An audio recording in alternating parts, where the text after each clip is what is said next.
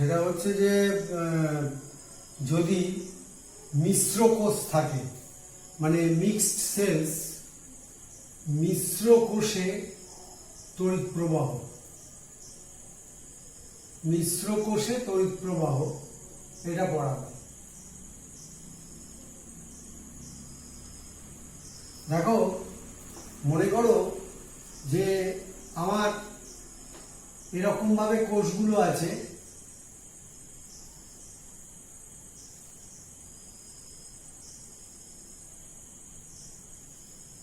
ধরো এরকম আছে কোষগুলো,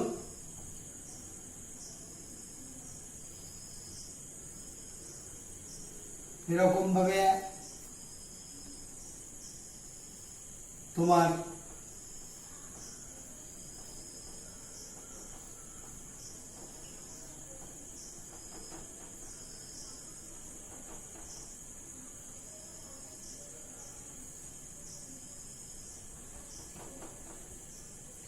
এদিকে আছে মোট এক একটা যে তোমার শ্রেণী, একটা শ্রেণীতে আছে এনটা কোষ, এন, আর এরকম এমটা শ্রেণী রয়েছে।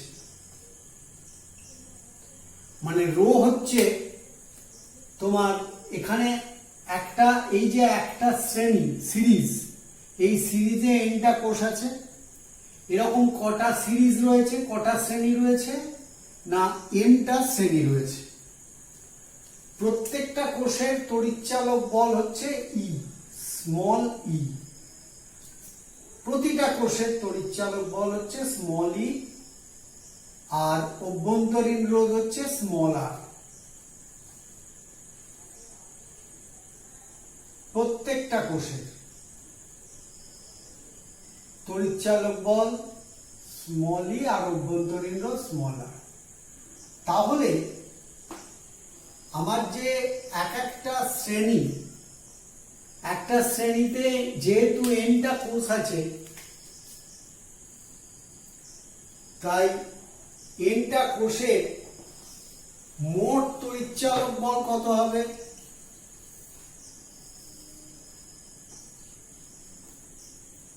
এ আর বি বিন্দুর মধ্যে আমরা যে যুক্ত করেছি কোষগুলোকে, তাহলে একটা শ্রেণীর সিরিজে মোট তড়িৎচালক বল কত হবে? তাহলে একটি শ্রেণীর তড়িৎচালক বল হচ্ছে তোমার এন ই হবে, কারণ এনটা কোষ, ই প্লাস ই। কি করে হচ্ছে না, আমি যদি এ করি e plus e dot dot dot up to n, n সংখ্যক পদ সমান এন ই। তাহলে একটা শ্রেণীর তড়িৎচালক বল হচ্ছে এন ই। তাহলে আমার প্রত্যেকটা শ্রেণীরই তড়িৎচালক বল এন ই। তাহলে এ আর বি বিন্দুর মধ্যে মোট তড়িৎচালক বল, যেহেতু প্রত্যেকটা শ্রেণী এ আর বি বিন্দুর মধ্যে সমান্তরালে যুক্ত, তাই প্রতিটা শ্রেণীর তড়িৎচালক বল হচ্ছে এন ই। তাহলে বর্তনীর মোট তড়িৎচালক বল কত? তাহলে বর্তনীর মোট তড়িৎচালক বল হচ্ছে এন ই। এখন কি বর্তনীর মোট রোধ বার করব, কি করে? না, বাহ্যিক রোধ ক্যাপিটাল আর। তাহলে একটা শ্রেণীতে এনটা কোষ, প্রতিটা কোষের রোধ, অভ্যন্তরীণ রোধ স্মল আর। তাহলে একটা শ্রেণীর অভ্যন্তরীণ রোধ কত হবে?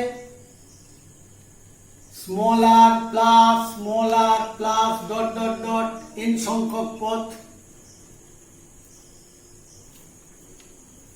কত? N into small r. তাহলে একটা শ্রেণীর অভ্যন্তরীণ রোধ হলো স্মল এন আর।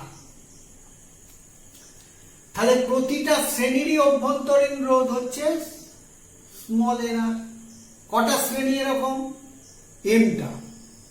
তাহলে আমার মোট ধরো একটা হচ্ছে, এটা হচ্ছে এনআর, এইটা এনআর, পরেরটা এনআর, এরকম করে কটা আছে এমটা।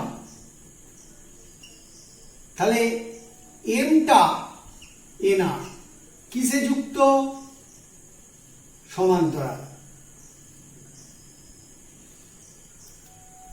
তাহলে প্রতিটা এনআর রোধ সম্পন্ন সমান্তরাল সমবায়ে তুল্য রোধ যদি এক্স হয়, তাহলে সমান্তরাল সমবায়ে তুল্য রোধের ফর্মুলা 1/x সমান 1/nr plus 1/nr plus dot dot dot n সংখ্যক পদ কত হবে? m/nr। তাহলে x কত? nr/m। তাহলে বর্তনীর মোট রোধ দাঁড়িয়ে গেল ক্যাপিটাল আর প্লাস nr/m। তাহলে বর্তনীর মোট তড়িৎ প্রবাহ I সমান বর্তনীর মোট তড়িৎচালক বল হচ্ছে Ne ডিভাইডেড বাই বর্তনীর মোট রোধ কত? বাহ্যিক রোধ ক্যাপিটাল আর প্লাস অভ্যন্তরীণ রোধ nr/m। তাহলে আমি বর্তনীর তড়িৎ প্রবাহ I পেলাম Ne by capital R plus nr/m। তাহলে যদি মিশ্র ভাবে কোষগুলো যুক্ত থাকে এবং এক একটা শ্রেণীতে n সংখ্যক কোষ থাকে আর এরকম mটা শ্রেণী থাকে, তাহলে আমরা বলবো যে মোট তড়িৎ বর্তনীর প্রবাহ পাওয়া যাবে Ne by capital R plus nr/m। এরপর আমরা যেটা করব সেটা হচ্ছে সর্বোচ্চ তড়িৎ প্রবাহ পাওয়ার শর্ত। তাহলে এরপর আমরা যেটা পড়ছি সেটা হচ্ছে মিশ্র কোষে আমরা যেটা জানলাম যে মিশ্র কোষে তড়িৎ প্রবাহ I সমান বর্তনীর তড়িৎ প্রবাহ Ne by capital R plus n into small r by m। যখন মোট mটা mটা পর্যায় থাকছে আর nটা শ্রেণী থাকছে, এবং তার মানেই হচ্ছে এক একটা শ্রেণীতে nটা করে কোষ, এরকম কটা শ্রেণী? mটা শ্রেণী থাকছে। তখন বর্তনীর প্রবাহ I সমান Ne/nr n into small r by m। এটাকে যদি সরল করি তাহলে পাবো mne by m into capital R plus n into small r. এটা পেলাম। এখন দেখো, এর আগে আমরা যখন তড়িৎ প্রবাহ পেয়েছি সর্বোচ্চ তড়িৎ প্রবাহ, তখন শ্রেণী সমবায়ে আমরা যেটা করেছিলাম বাহ্যিক রোধকে অভ্যন্তরীণ রোধের থেকে অনেক বড় করেছিলাম, অর্থাৎ যে সমস্ত তড়িৎ কোষের অভ্যন্তরীণ রোধটা কম, তাহলে আমরা যখন আমরা শ্রেণী সমবায় বা সমান্তরাল সমবায়ে সর্বোচ্চ তড়িৎ প্রবাহ পাওয়ার শর্তটা পড়েছি, তখন আমরা দেখেছিলাম যে শ্রেণী সমবায়ে বাহ্যিক রোধকে অভ্যন্তরীণ রোধের থেকে বড় করেছিলাম, অনেক বড়, আর সমান্তরাল সমবায়ে অভ্যন্তরীণ রোধটাকে বাহ্যিক রোধের থেকে বড় করেছিলাম। অর্থাৎ যে সমস্ত তড়িৎ কোষের বাহ্যিক অভ্যন্তরীণ রোধ খুব ছোট, তাদেরকে শ্রেণী সমবায়ে যুক্ত করলে অনেকগুলো কোষ সর্বোচ্চ তড়িৎ প্রবাহ পাওয়া যাবে, আর যে সমস্ত তড়িৎ কোষের অভ্যন্তরীণ রোধটা বড়, তাদেরকে সমান্তরাল সমবায়ে যুক্ত করলে সর্বোচ্চ তড়িৎ প্রবাহ পাওয়া যাবে। কিন্তু আমরা এই ক্ষেত্রে বুঝতে পারছি না, কারণ এম আরটাকে এম ইন্টু ক্যাপিটাল আর কে যদি এন ইন্টু স্মল আর থেকে বেশি করি, অনেক বড় করি, তাহলেও তোমার এন আরটাকে আমি নেগলেক্ট করলাম, এম কেটে যাচ্ছে ওপর থেকে, ওপর নিচে কেটে যাচ্ছে। আবার যদি এন আরটাকে বড় করি এম এন এর মধ্যে, তাহলে এনটা কেটে যাচ্ছে। তাহলে কোনটাকে বড় করবো এটা বোঝা মুশকিল, কারণ এম আরও বড় হতে পারে, এন আরও বড় হতে পারে, এম আর এন কোনটা বড় ছোট জানি না। তাহলে সর্বোচ্চ তড়িৎ প্রবাহ পাওয়ার শর্তটা কি হবে? আমি যদি আমি আইটাকে যদি এরকম লিখি, m n e divided by root m r whole square plus root n r whole square লিখতে পারি। তাহলে a square plus b square সমান কি লিখতে পারি? M n e by a minus b, a minus b মানে m r root m r minus root n r, a minus b whole square plus 2ab, তাহলে 2 into root m r n r লিখলাম। এখন দেখো I এর মানটা আমি এইটা পেলাম।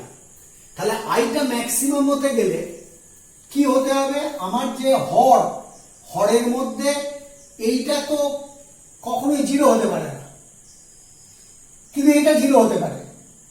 তাহলে আমি যদি আইটাকে I is equal to maximum যখন root m r minus root n r is equal to zero হবে, অর্থাৎ root m r is equal to root n r হবে, বা m r is equal to n r হবে। তার মানে মিশ্রভাবে যদি কোষ যুক্ত হয়, এমটা রো থাকবে এবং এক একটা রোয়েতে এনটা করে কোষ থাকবে। তাহলে বাহ্যিক রোধ ক্যাপিটাল আর হলে তড়িৎ প্রবাহ সর্বোচ্চ পাওয়ার শর্ত হবে এম ইন্টু ক্যাপিটাল আর সমান এম ইন্টু স্মল আর। এবার আমি যেটা পড়াবো সেটা হচ্ছে কার্বন রেজিস্ট্যান্স। কার্বন রেজিস্ট্যান্স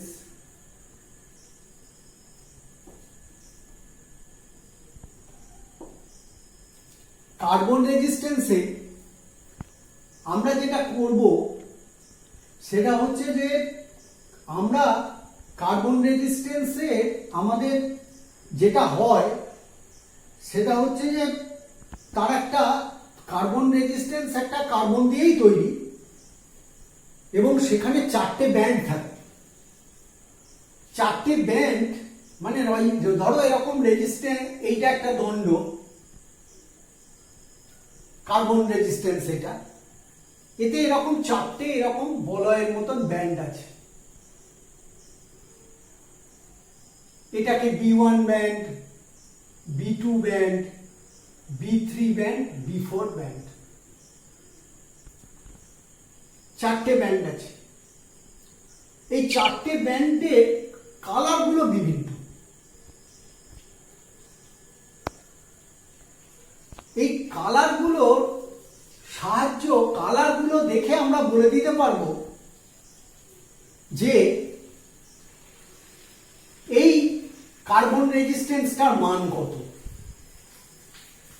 কিরকম? আমরা মনে করো B1, B2, B3, B4 চারটে আমার ব্যান্ড। এইবার এই চারটে যে ব্যান্ড আছে, এই চারটে ব্যান্ডে কালারগুলো আমি কালার ওয়াইজ এদের যে মানগুলো হবে এ বি সি ডি, এই ধরো এদের যে মানগুলো হবে কালার ওয়াইজ মানগুলো হবে, যেমন হচ্ছে প্রথম হচ্ছে black,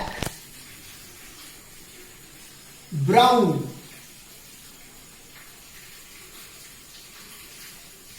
red, orange, yellow, green,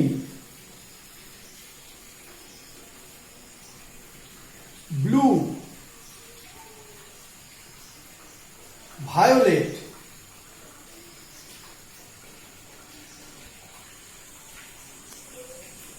grey, white,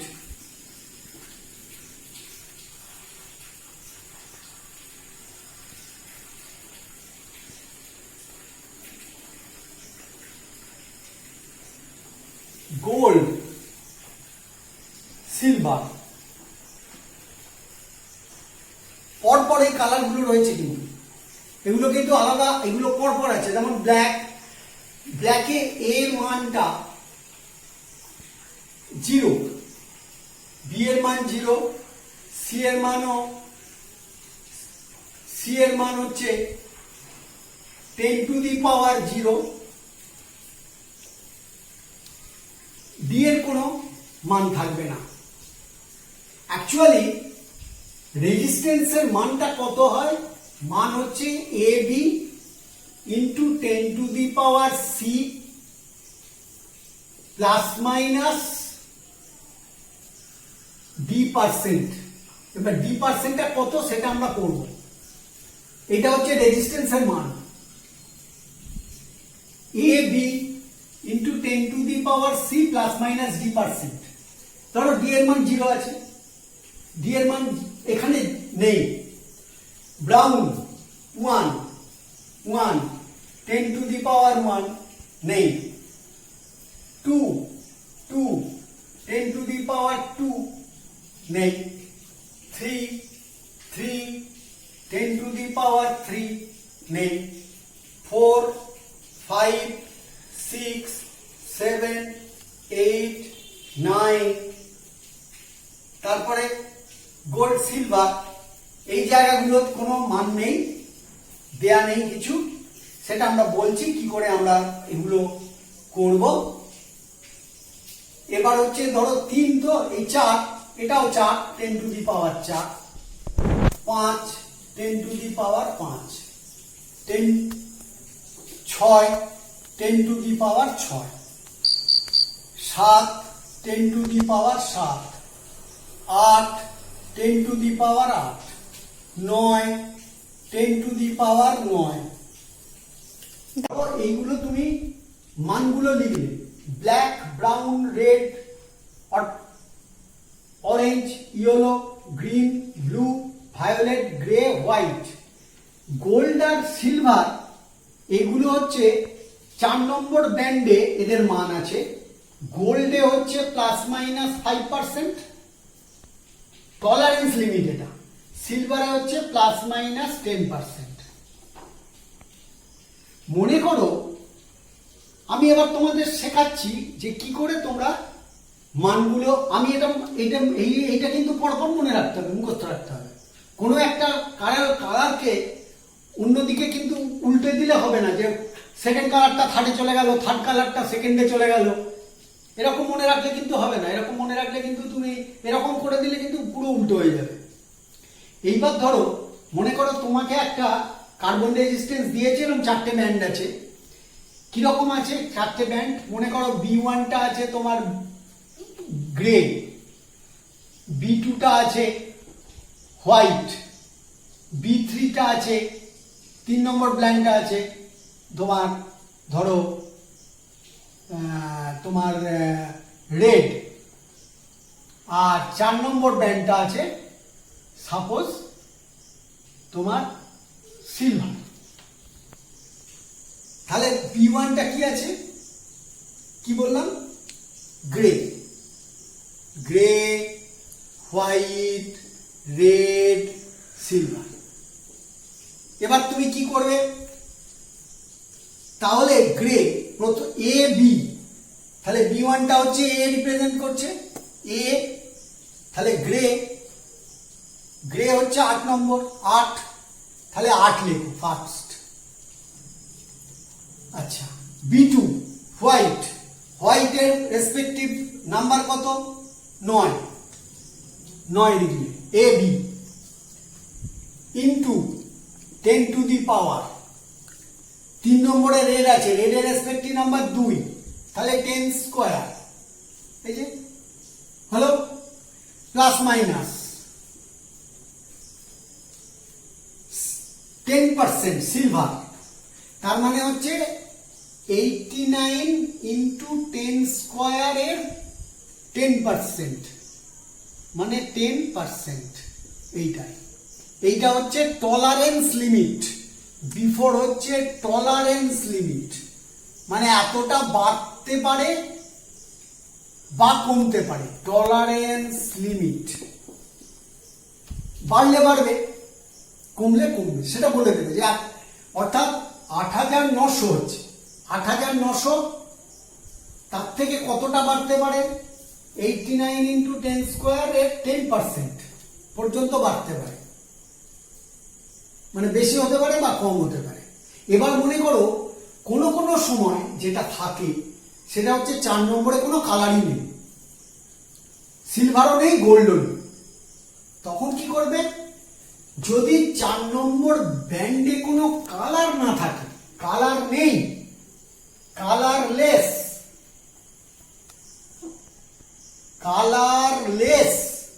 4 before, তখন টলারেন্স লিমিট কত হবে? টলারেন্স লিমিট হবে প্লাস মাইনাস 20%। যদি কোনো কালার না থাকে তখন টলারেন্স লিমিট হবে প্লাস মাইনাস 20%। এইভাবে কার্বন রেজিস্ট্যান্সের মান নির্ণয় করা যায়। তোমাদের এগুলো পরীক্ষায় দেবে, যে 3টে কালার বলে দিল, B1 B2 B3 পরপর কালার গুলো আছে, তোমরা মান বলো, কত মান হবে বার করো। 4টে কালার বলে দিতে পারে, 3টে কালারও বলে দিতে পারে। এইবার তোমরা এটা মনে রাখবে কি করে? এই যে black, brown, orange, red, orange, yellow, green, blue, তোমরা যেমন বেনিয়া সহ কলা মনে রেখেছিলে, বেগুনি, নীল, আসমানি, সবুজ, হলুদ, কমলা, লাল, এখানেও তাহলে কিছু একটা করে মনে রাখতে হবে। আমি যেটা তোমাদের বলে দিচ্ছি ভালো করে শোনো, লিখে নেবে। আমি ব্ল্যাক ব্রাউন রায়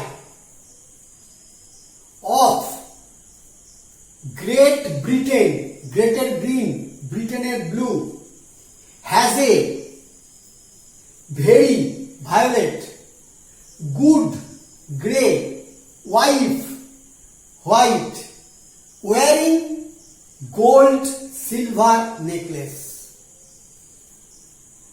মনে থেকে যাবে, black brown Roy of Great Britain has a very good wife wearing gold silver necklace. ব্যাস, পরপর লিখে নেবে, পরপর মনে পড়ে যাবে। আর এইটা তো মনে রাখা খুব সোজা, 0 থেকে শুরু 9 পর্যন্ত যাবে, তারপরেরটাও 0 থেকে শুরু 9 পর্যন্ত যাবে, তারপরটা 10 টু দি পাওয়ার 0 থেকে শুরু 10 টু দি পাওয়ার 9 পর্যন্ত যাবে।